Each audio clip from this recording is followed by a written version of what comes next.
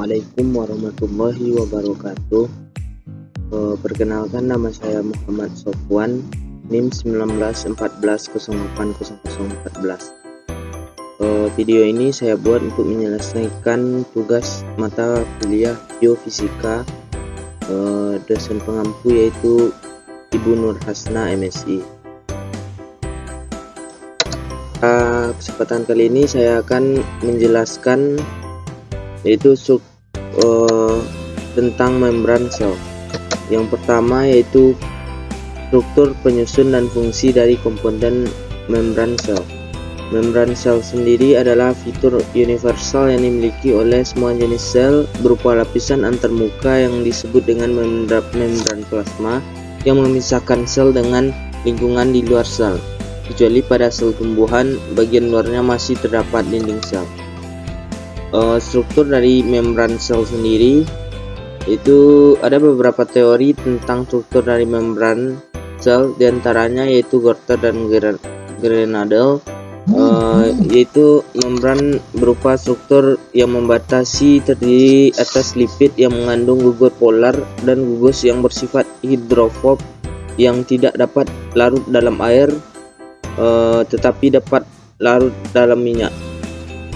Gugus polar mengarah ke bagian luar dari layer, sedangkan gugus hidrofob rantai asam lemak berupa di bagian tengah dari lipid layer.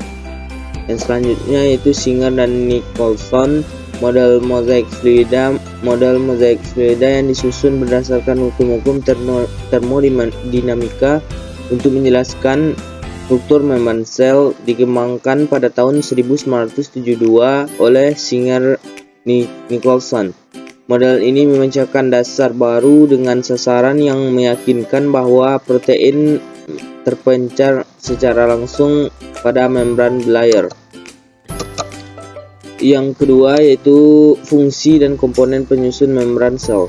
Yang pertama, komponennya yaitu lipid. Lipid sendiri berfungsi untuk menyimpan energi dan berperan dalam pensinyalan, bertindak sebagai komponen pembangun pada membran sel, dan lipid bisa digunakan dalam industri kosmetik dan makanan serta nanoteknologi.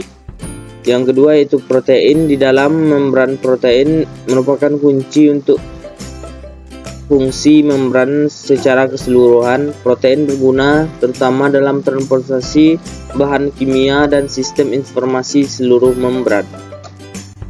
Yang ketiga yaitu karbohidrat. Peran penting karbohidrat dalam berbagai aktivitas sel yaitu yang pertama, sistem kekebalan. Karbohidrat pada molekul karbohidrat bertanggung jawab atas kekhasan sifat antigenis membran sel. Yang selanjutnya yaitu pengenalan sel. Karbohidrat mampu membedakan sel yang satu dengan sel yang lainnya. Pentingnya pada perkembangan jaringan dan organ. Dasar dari penolakan oleh sistem imun. Yang kedua yaitu konsep fisika dalam membran. Yang pertama, konsep fisika dalam membran yaitu transport pasif. Transport pasif sendiri adalah pergerakan molekul melewati membran sel menuruni gradien konsentrasi, yakni berpindah dari larutan yang konsentrasi solid yang lebih tinggi ke tempat dengan larutan konsentrasi yang lebih rendah. Definisi sederhana berlangsung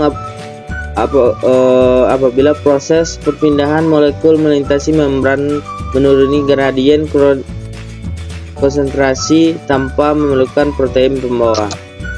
Yang selanjutnya difungsi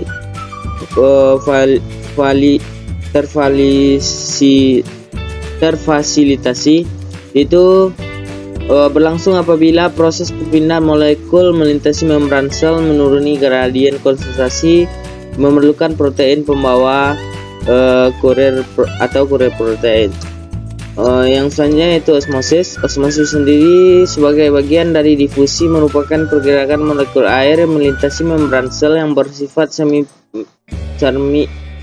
permeable menuruni gradien konsentrasi air atau melawan konsentrasi gradien solid. Yang ketiga yaitu transfer aktif pada membran. Transfer aktif merupakan pergerakan senyawa menembus membran dari daerah berkonsentrasi rendah ke daerah berkonsentrasi tinggi atau melawan gradien konsentrasi. Salah satu contoh transfer aktif adalah pemompaan ion Na+ dengan K+. Mekanisme transfer aktif melalui dua tahapan, yaitu proses perubahan carrier X menjadi X0 dengan menggunakan sistem energi. X tersebut selanjutnya mampu mengikat metabolisme menjadi X0 dan kompleks ini bergerak menuju X kompleks ini bergerak menuju bagian yang lebih dalam. Yang selanjutnya yaitu kimia. Misalnya terjadi peristiwa fosforilasi tetapi segera diubah kembali menjadi struktur semula pada saat dilepaskan ke dalam sel dan masuk ke dalam sel secara spontan. Yang selanjutnya konsep difusi pada membran. Difusi adalah proses lewatnya partikel larutan air atau gas melalui membran akibat perbedaan konsentrasi medium, dan pergerakan molekul biasanya terjadi dari wilayah yang konsentrasinya tinggi ke wilayah yang konsentrasinya rendah. Difusi dengan media transport dilakukan dengan cara mengikat zat terlarut pada media sebelum transfer ke dinding ke dalam sel, kadang-kadang bergabung dalam transformasi aktif. Contohnya pada transfer molekul gula melewati heliumus dan Na+ bertindak sebagai pengemban. Ion Na+ mengikatkan afinitas pengembang terhadap glukosa. Glukosa dan ion Na+ dilepaskan oleh pengemban ketiga sudah berada pada permukaan membran bagian dalam. Selanjutnya ion Na+ akan dikeluarkan dari dalam sel melalui proses transport aktif. Yang kelima itu konsep osmosis pada membran. Osmosis sebagai bagian dari difusi merupakan pergerakan molekul melintasi membran sel yang bersifat semi permeabel, menuruni gradien dan konsentrasi air untuk melawan konsentrasi gradien solut. Pada osmosis, sebagian molekul air akan berpindah dari larutan yang kurang pekat ke larutan yang lebih pekat. Yang selanjutnya yaitu volume transport melalui membran. Membran tersusun atas dua lapis lipid yang terlihat melalui mikroskop elektron. Molekul lipid pada membran bersifat amfifilik, yaitu memiliki gugus hidrofilik dan bagian kepala dari gugus hidrofilik pada bagian ekor. Lipid utama membran sel adalah fosfolipid, diikuti oleh kolesterol dan glikolipid. Fosfolipid utama membran sel adalah fosfogliserid dan stigomilen. Fosfogliserid mengandung gliserol sebagai backbone atau fosfat.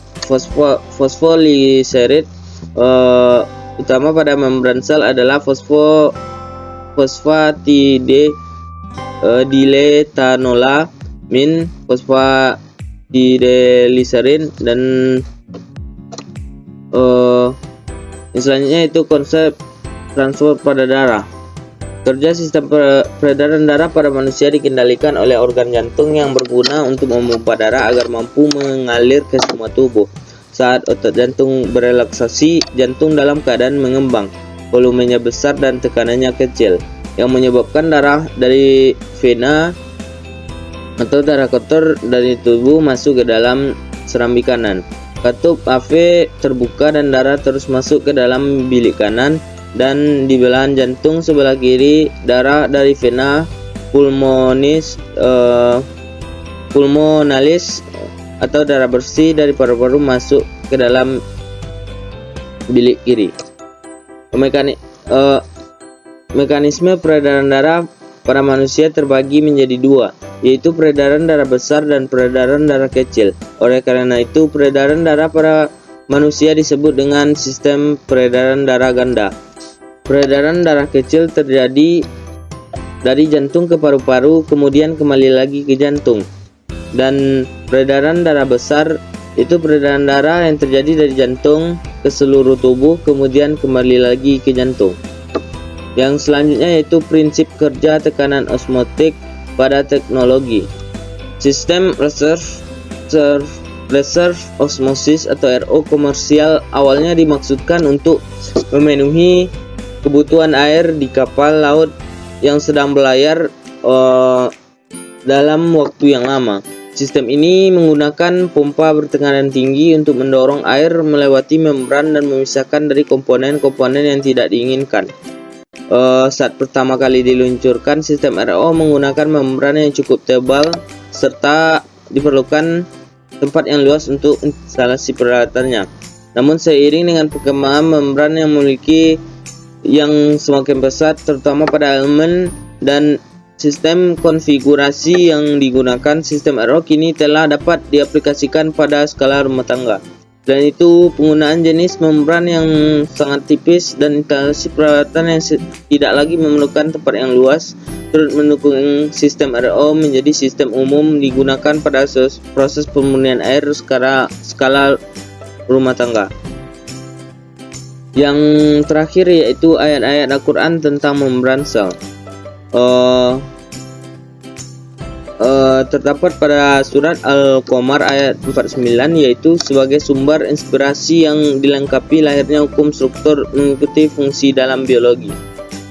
Arti dari ayat ini yaitu sesungguhnya kami menciptakan segala sesuatu menurut ukuran, dan makna ayat ini yaitu segala yang diciptakan Allah selalu proporsional seperti membran pada sel dan diciptakan berlipat-lipat. Mungkin hanya sekian video kali ini. Assalamualaikum warahmatullahi wabarakatuh.